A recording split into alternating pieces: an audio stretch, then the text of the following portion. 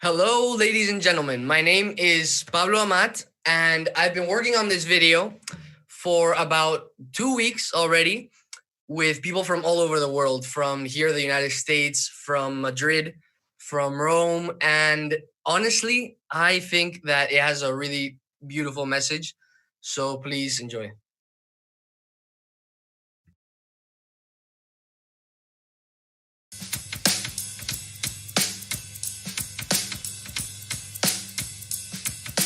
One, two, three, four.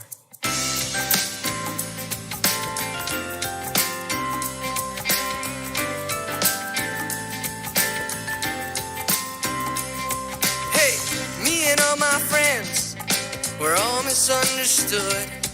They say we stand for nothing and there's no way we ever could. Now we see everything that's going wrong. The world knows who need it. They just say that we don't have the means to rise above and beat it. So we keep on waiting. Waiting on the world to change. We keep on waiting. Waiting on the world to change. It's hard to beat the system when you stand in that distance. So we keep on waiting. Waiting on the world to change. Awesome. Thank you, Pablo. And we look forward to hearing you in just a few minutes. Hey there, dreamers and doers. I'm Carolyn. I'm Lydia. And I'm Braden, and welcome back to Link with Loveworks. Link with Loveworks on Thursdays, we spend a few minutes giving a Link recap for Monday's special guest and to get inspired by stories of others around the world who are spreading hope. That is right. And today is going to be fun. Did you know today is National Be a Millionaire Day? Pretty sure they do have a day for just about everything. So the question is, during a roll call time, let us know in the comments what your name is, what your age is, and what would you do if you had $1 million that you had to spend in one day? So that's our first question. What would you do if you had $1 million that you had to spend in one day? Braden, Lydia, what would you guys do? I would totally buy Norman Moore whole Oklahoma out with Skittles and Reese's Cups. Ooh, very worthy, very worthy. Braden, what about you? Okay, so if I had to spend it in one day, I would invest in like crude oil or gold. I've watched enough Parks and Rec to know that you gotta invest it in gold, okay? That's pretty smart. If I had $1 million, I think I'd probably fill the whole Lovework Center with ball pit balls. Just turn the whole thing into a ball pit. I think that'd be fun. We also have a second question, and this one actually has a prize on the line. And the question is, can you guess how many millions that Jeff Bezos has? The thing is, though, you can't just look it up and Google it. You also have to answer in millions. How many millions of millions does Jeff Bezos have? First person to give us the correct answer will mail a prize directly to your house. That is going to be a huge number.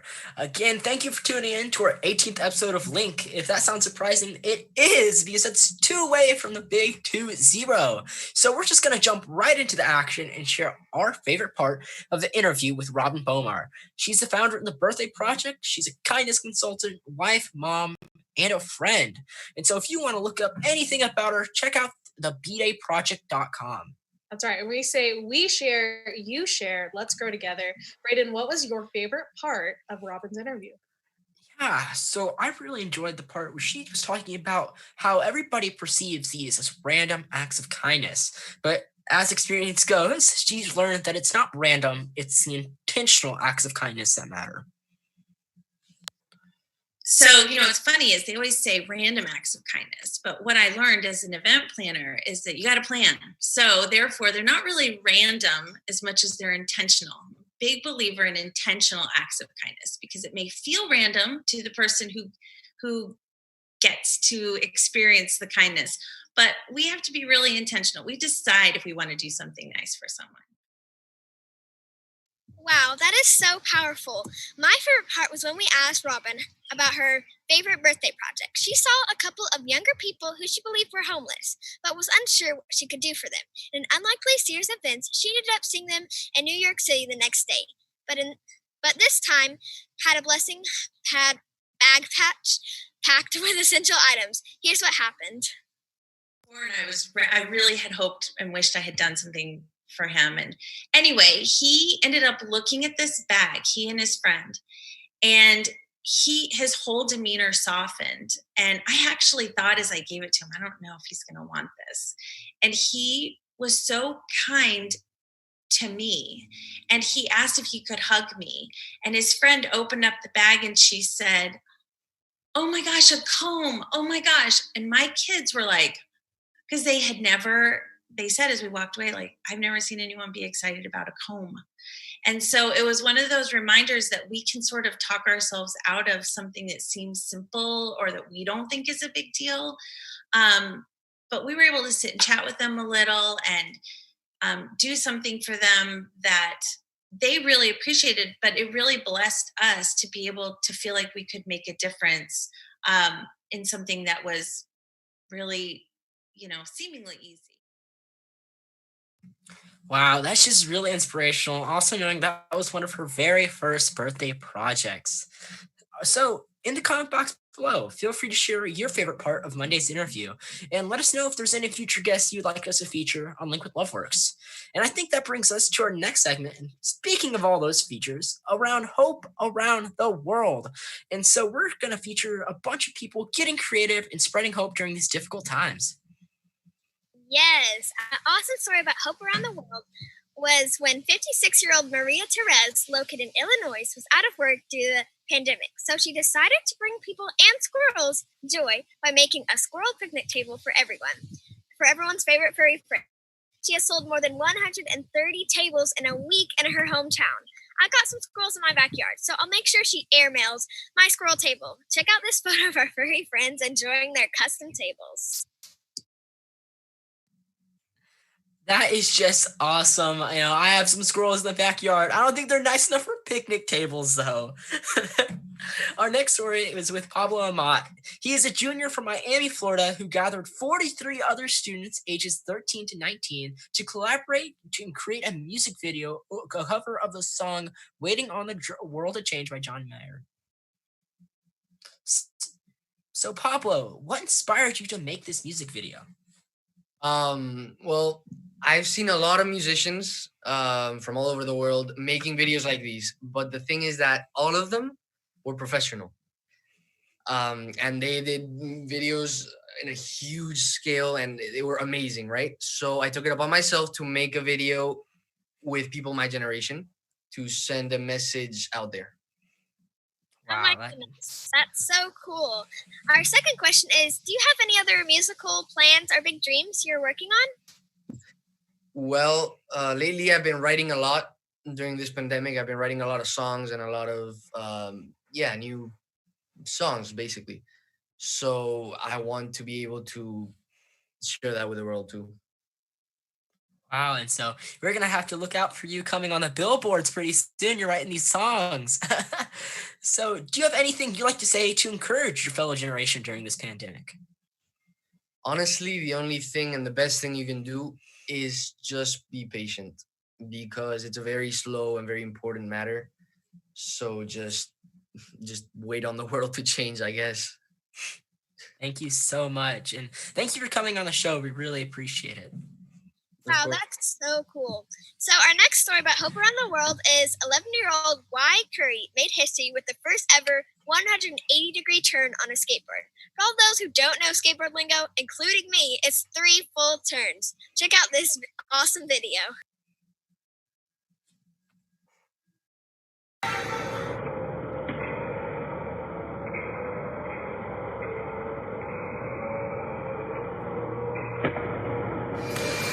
I was just like, oh my God, what just happened? I sent them to all my favorite skaters, Tony Hawk, Bob Burnquist, Neil Mims, all of them. When I landed my first 540, my first 720, and my first 900, and now I can conclude the 1080. And being the youngest, all of them, and now being the first one to land on vert ramp. Yeah, seeing that 1080 is just absolutely mesmerizing. I wish I had that athletic capability some days. Our last part of Hope Around the World is with Ruby Blanchard. Ruby is a first grade teacher and blogger in Norman, Oklahoma. She says she teaches the future generation of world changer and loves getting to see the joy children bring to the world. She recently launched her blog at rubytuesdays.com, where she shares positivity, mental health, and fashion. Hey, Ruby. Hi, I'm so excited to be on here. We are excited that you are here too. And it's one of those things where a few years ago, I love that we got to cross paths. You were a volunteer at LoveWorks and your passion for, the youth was already showing then. And now you're a teacher, which is so awesome, but also a blogger. But we wanted to talk to you first about the school year. It's your second year teaching first grade. And obviously for everybody, this year of teaching did not quite end as expected. Would you mind giving us just a quick take on how it's affected you as a teacher? So I think the biggest thing is just teaching me to be more flexible. I don't think anyone could have predicted this happening, but just being flexible with my students and everything. And then, it's just kind of a bittersweet time, honestly, for me, because the end of the year in first grade, you just see so much growth where they're learning how to read. They're just putting things together. And it's just sad that this group kind of didn't get the full end of year experience. But I think one thing that I'm taking into next year is just to have something to celebrate each day, so that each day students have something to look forward to, or that they have a happy memory from the day before. Because that is something I regret. Our last day before spring break was March 12th, and I just remember it being a normal day. I didn't think anything of it. And so I think going into next year, I'm going to make sure I have one fun thing or some kind of memory that they'll make every day, just so they can have that with them. I love that. That is so special. It just shows you doing the extra, as so many of our teachers do, and just investing in our students and making sure they have a great experience. Love that. The 100 Dalmatians Day, or the 100 days of school picture that you sent over, I think we have that showing right now, and the fun that you had there. Yeah, that is just so great, to celebrate each day, because right now I'm really missing the simple days with my friends. And so you launched something new during quarantine. So can you tell us more about it? Yeah, I launched my blog. I'm so excited about it. It had been in the works since November. I don't know. I'd always had a passion about mental health and encouraging others. And so I just wanted to write about it. And so I was like, I'll just go for it. And I launched it on the International Day of Happiness because I wanted it to bring other people happiness when they read it. So it's mostly on mental health, and then there's some like recipes, there's fashion. It's kind of a little bit of everything, but it's just a fun way for me to connect with people during this time. And I just love writing. It's definitely a passion project for me. So.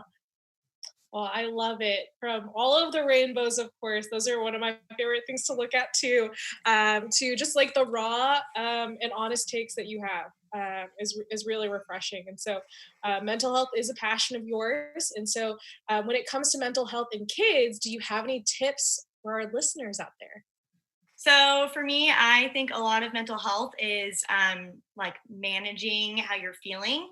And so I know with my first graders, I show them my emotions. I show them, they saw me sad, they saw me frustrated, they saw me happy, and everything in between, and just kind of acknowledging that those feelings are okay. And like, it's okay to feel how you're feeling. Because I think growing up with me, I wasn't taught any other way than you just need to be happy all the time. And so then later on in life, when I did and do struggle with mental health issues, it was a lot harder for me to get past that, because I was just taught, oh, well, just be happy. So I think if I had been taught at a younger age, oh, it's okay to feel how you're feeling. It's okay that you're not feeling okay right now. It's okay that you're feeling frustrated. Then I think that would have helped me. And then the other thing I would say would just to be honest with where you're at with kids, because a lot of the time they have a lot of questions for you, and a simple answer satisfies them. And so my kids, if they would ask me if I was upset, I'd say, yeah, I'm frustrated and this is why, or yeah, I'm having a bad day and this is why. And so I think just kind of validating your feelings and letting them know that their emotions are valid too.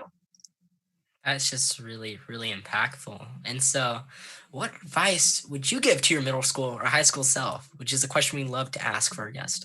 Woo. Okay. So I don't know, middle school, I felt like it was kind of a rough time for me because I was just trying to kind of find who I was. I had this whole phase where I wore belts, not where they were supposed to go, but I wore them like on my clothes. So I was just kind of a weird kiddo. But what I would say is that it's okay to be who you are, and you'll find your people. It may feel like you're alone at times or whatever, but you'll find those people that champion you and love you. And then same for high school. Just be true to you. And then also, I wish I would have taken more risks, like maybe gotten out of my comfort zone a little bit and done clubs or activities that may not have been things that I wanted to do at the time, but just trying new things and meeting more people that way. But mostly just be true to you, because I think, and I was just so worried about trying to fit in the mold and trying to be like everybody else that I just kind of like lost who I was. And so just finding yourself and finding those people that love you and care about you. Well, that is some sound advice for sure. I know even with us, middle school, that's a struggle. We're trying to figure out who we are. So be true to you. Ruby, thanks for sharing your heart and your wisdom. Yeah, thank you so much. And for our viewers, tell us in the comments, how have you been spreading hope? We'll feature you or someone you know as a hope hero around the world. Yes, and if you're looking for more positive content like our blog or podcast, you can actually find all of our digital learning opportunities at loveworksleadership.org. And remember to mark your calendars for our Link with Loveworks on Mondays on Facebook Live and YouTube and Instagram for a full episode interviewing another dreamer or doer at 9 a.m.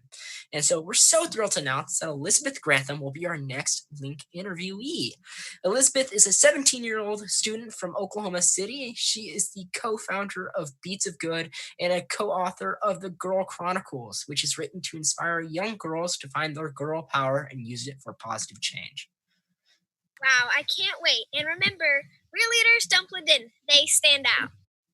I bet you're waiting for me to say dream big, but I have one more thing. We're going to close out this show a little bit differently. And we actually have this fun clip of second grade students from Great Heart Academy who did a virtual choir of What a Wonderful World. And so we're going to start today with some music and end today with some music as well. So dream big. And do your dream.